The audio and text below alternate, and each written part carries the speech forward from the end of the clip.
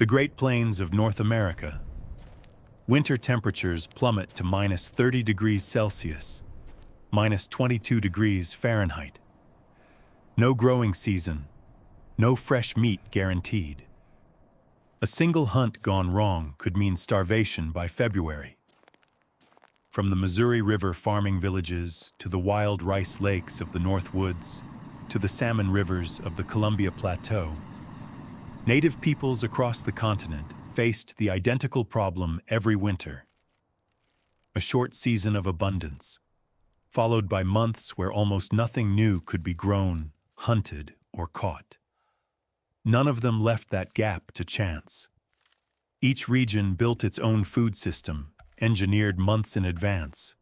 Drying, rendering, burying, parching, and boiling turned a few weeks of harvest into a year of survival. This is how they did it. Fresh meat is a liability in the cold. It spoils in hours if left exposed, and it freezes solid if left outside, useless until thawed, and impossible to carry on a hunt or a move. Fresh corn, beans, and squash are worse. They rot within weeks of harvest, no matter the temperature. Fresh fish and fresh rice fail faster still, within days, sometimes within hours of coming out of the water. Every household faced the same equation, whatever the food happened to be. Summer and fall produced more than anyone could eat at once. Winter produced almost none. The gap between those two seasons had to be closed by technique, not luck. Closing it wasn't optional. A family that failed to solve this problem in September didn't get a second chance to solve it in January. There was a third option, faster than drying and simpler than digging a pit. Use the cold itself. Meat and fish were wrapped tightly in animal hide, then buried directly in snow. Done right, the wrap kept the cold from burning the surface of the meat, while the snow around it worked as a natural freezer, holding the food at a stable temperature no summer cellar could match. When a hunt brought in more than a family could eat fresh, this was the fastest way to lock in that surplus before it turned. No fire needed, no days of drying time, just a hide wrap and a snowbank doing the work instantly. But snow burial only worked as long as the snow did, and it did nothing for corn, beans, or squash harvested months before the first freeze. Two more systems closed the rest of the gap.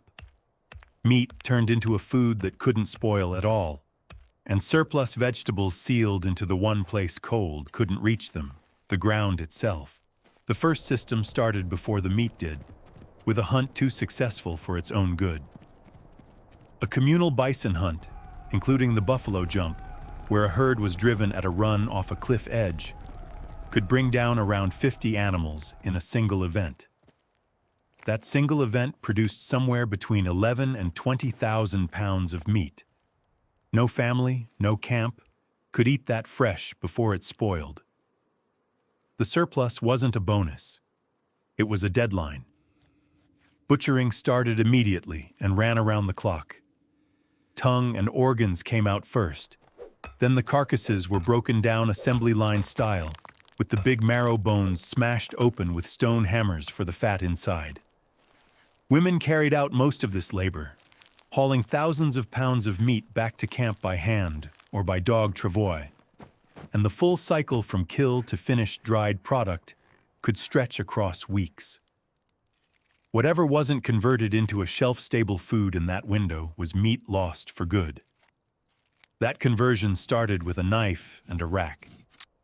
Lean meat, usually bison, sometimes deer or elk, was sliced thin and hung on twig racks to dry, either in open sun or inside a dedicated smoke shed built large enough to process an entire kill at once. Smoke did two jobs at the same time.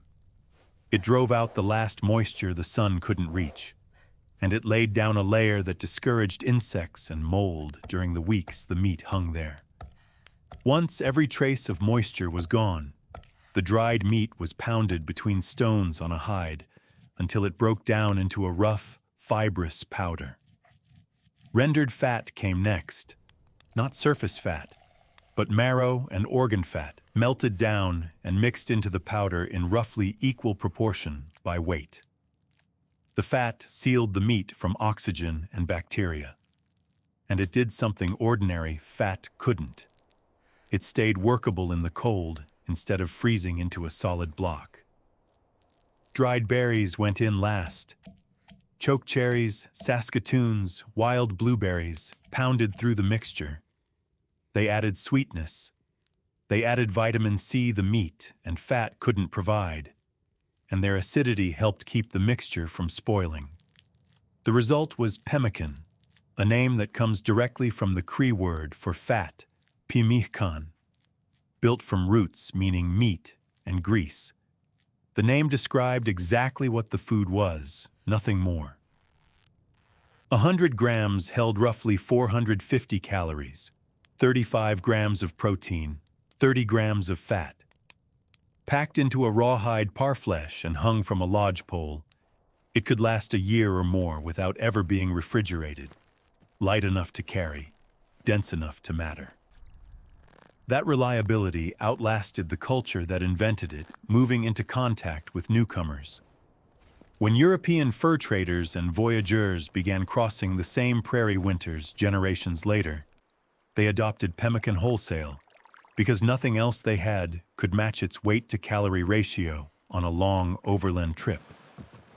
By the early 1800s, entire trading posts along the Red and Saskatchewan rivers existed specifically to acquire it.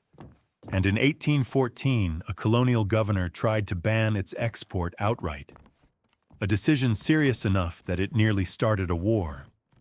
A food designed to get one family through one plains winter had become the fuel an entire continental fur economy ran on.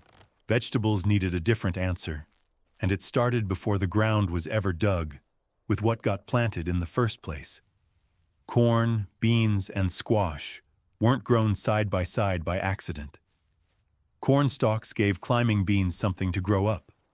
The beans, in turn, fixed nitrogen into the soil and helped brace the corn against wind. The broad leaves of the squash spread low across the ground, holding moisture and choking out weeds. 3 plants, each solving a problem for the other 2. Farming peoples like the Hidatsa and Mandan grew all 3 together for exactly that reason, and the same 3 crops that grew together in summer were stored together in winter, which is where the Hidatsa built their answer underground. Women dug the pits themselves, using short-handled hoes, spending 2 to 3 days on a single large one. The shape was deliberate, a narrow neck about 2 feet wide opening into a wider chamber below, closer to a jug than a hole. A wide-open pit would trade heat with the outside air constantly through its opening. A narrow neck cut that exchanged down to almost nothing, so the chamber below stayed governed by the surrounding earth instead of the weather at the surface. The floor and walls were lined with willow sticks, then packed with about 4 inches of a specific bluish grass gathered from springs and watercourses. Other grasses would mold. This one didn't. Inside went shelled corn braided into strings of 54 or 55 ears, and beans. Dried squash was prepared as its own string, too, coiled ropes of it running 7 Indian fathoms long, roughly the span of both arms stretched out 7 times over. And that coil sat at the very center of the pit, with loose corn packed in tight around it to protect it from moisture. Once full, the pit was sealed in layers: a buffalo bull hide cover, then grass, then wooden puncheons laid across the opening, then a second hide, then packed earth on top. Ash and refuse dirt scattered over the site hid it from view entirely. 3 feet down, soil holds close to 50 degrees Fahrenheit, even when the surface above is frozen solid. Air loses heat to wind almost instantly. Ground does not. The cache pit worked on that one difference, acting as a cellar in winter and staying cool enough in summer to keep food from turning. One Hidatsa account described bone grease pulled from a pit months later as hard and sweet, just as if it were frozen. The cold hadn't ruined it. It had preserved it. 600 miles northeast, in the lake country of the Great Lakes region, the Anishinaabe faced the same winter gap with a completely different harvest. One that grew in water, not soil. Wild rice, manuman in Ojibwe, meaning good seed, ripened on lakes and slow rivers in late August and early September, during what was named the Wild Rice Moon. Harvest took 2 people to a canoe, one poling or paddling through the rice bed, the other reaching out with a pair of sticks to bend the stalks over the canoe and knock the ripe grain loose. Done carefully, only the ripe kernels fell. The rest stayed on the stalk to reseed the bed for next year. Fresh rice molds fast, so drying started the moment the canoe reached shore. Grain was spread across birch bark mats to dry in open sun, then parched, heated in a vessel over fire until the last moisture was gone and the hard outer hull loosened from the kernel inside. From there, it went into a shallow pit lined with hide, where harvesters in soft moccasins trod on the grain, gently working the loosened hulls free from the rice itself. The final step needed nothing but wind.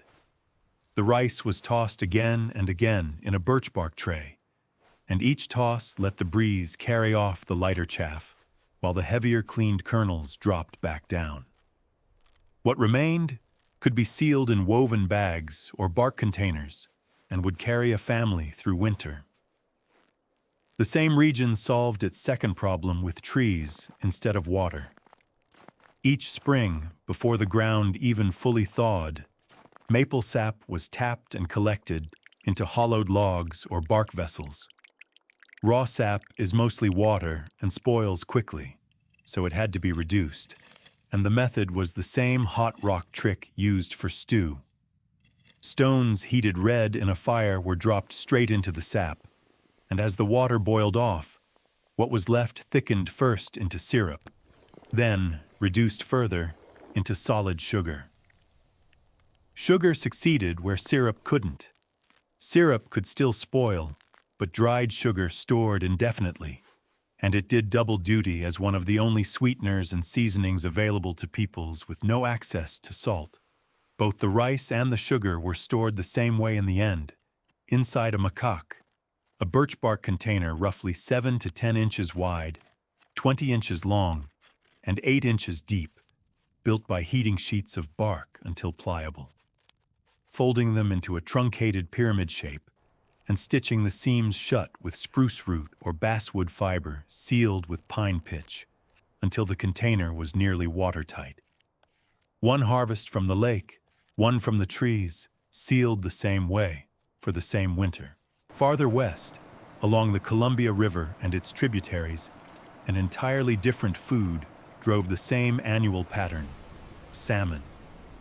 Twice a year the runs came, once in spring, once in fall. Plateau peoples gathered at fishing sites like Celilo Falls to take as many fish as the run would give up. Celilo wasn't just a fishing spot.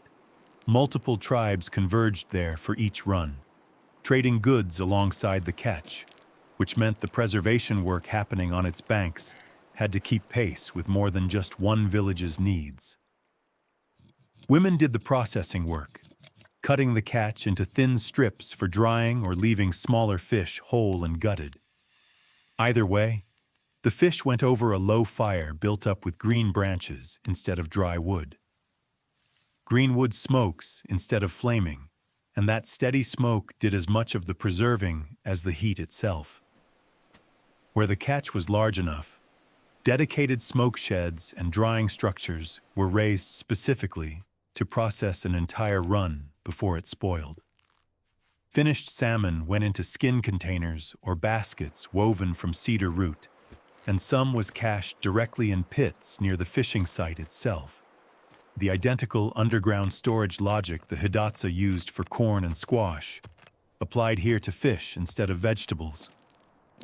Once the harvest was secured, families moved down into lower valley winter camps and lived through the cold months on what had already been dried, months before the first snow. Farther north, in the Great Lakes region, winter didn't stop fishing. It just changed the method.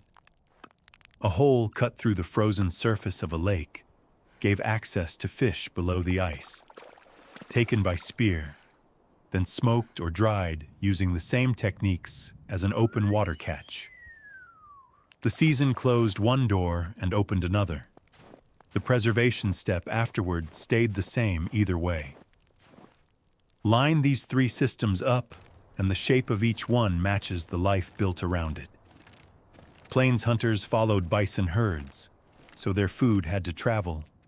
Pemmican, sealed light in rawhide, was built for a saddlebag. Missouri River farmers stayed rooted to one plot of ground for generations, so their food could stay put too, sealed underground, exactly where it was grown. Plateau peoples lived by a river that came to them twice a year on its own schedule, so their whole yearly rhythm bent around meeting it, processing it fast, then living off the result until it returned. Different economies, different mobility, and each preservation method fit its own the way a tool fits a hand. Cooking through a winter meant solving two more problems everywhere this pattern repeated: fuel and fire without pottery that could survive direct flame. Trees are scarce on open prairie. Dried buffalo dung, gathered and stored before winter, became the standard fuel. It burned hot enough to cook and heat through months when firewood barely existed. Gathering it was seasonal work in its own right, done in the same window as the meat drying and the pit filling, so that by the first real freeze there was already a stockpile of fuel waiting alongside the stockpile of food. For soups and stews, water went into a pit lined with a fresh hide, or into a hollowed buffalo paunch hung from sticks. The stomach itself doing the work a clay or metal pot would do elsewhere. Fist-sized rocks were heated in a nearby fire until they glowed, then carried in on a forked stick and dropped into the water. As each rock cooled, it was pulled and replaced with a new one, straight from the coals.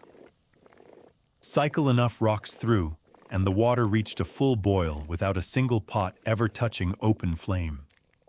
Pemmican, dried corn, or whatever meat was on hand could be dropped in and turned into a hot meal, even on a night too cold to risk an open fire outdoors.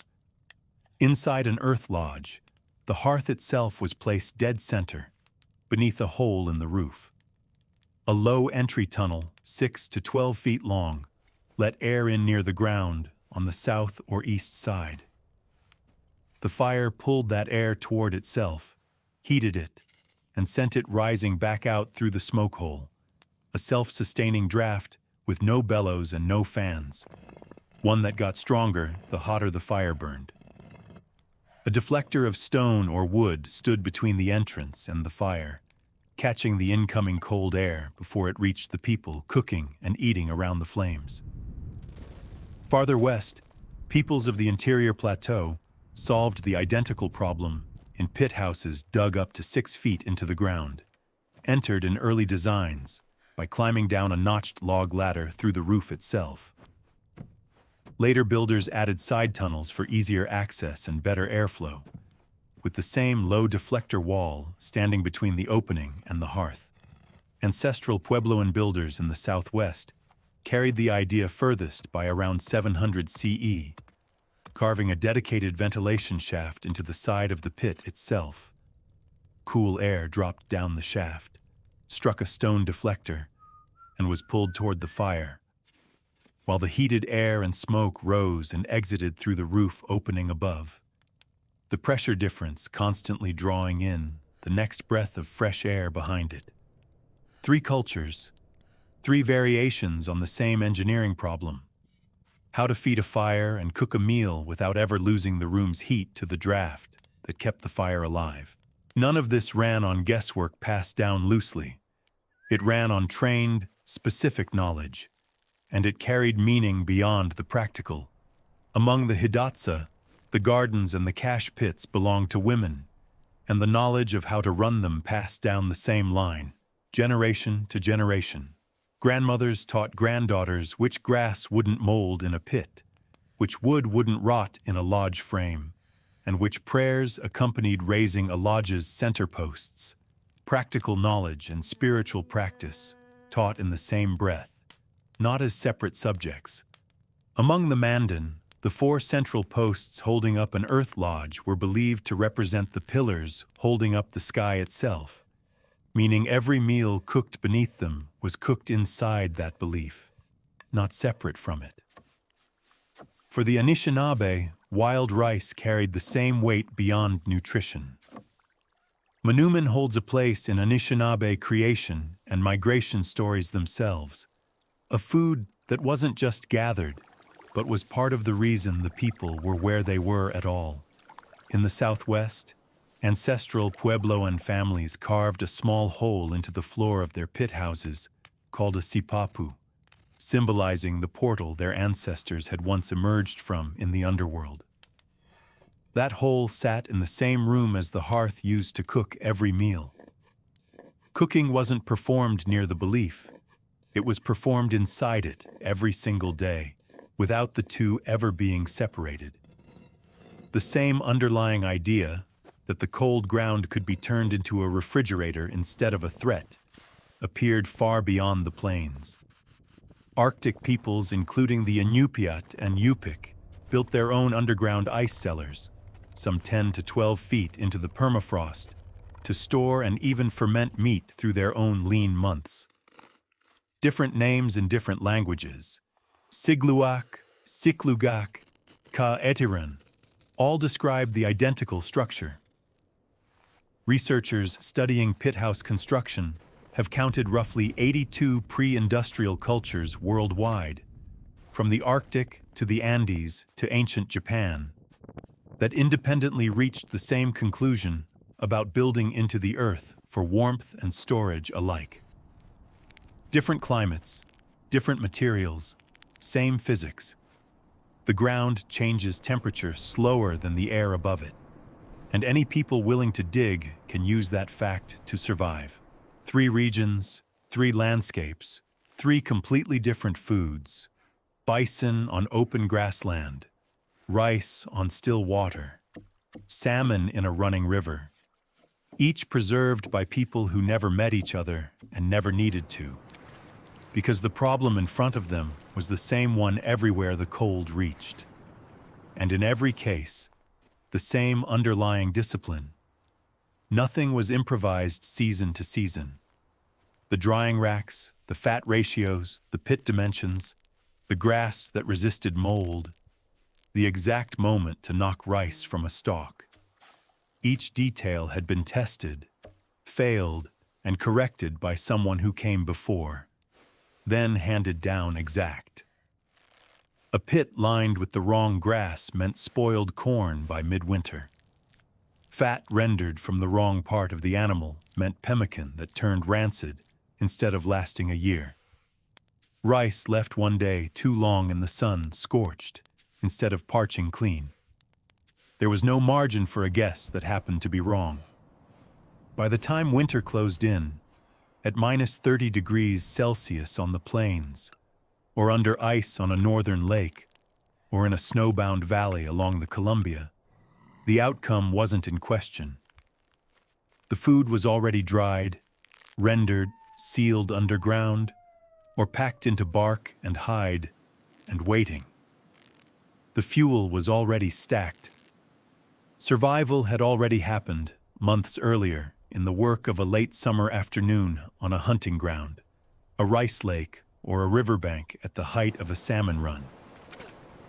The cold outside was simply the test the system had already been built, tested, and refined over generations to pass.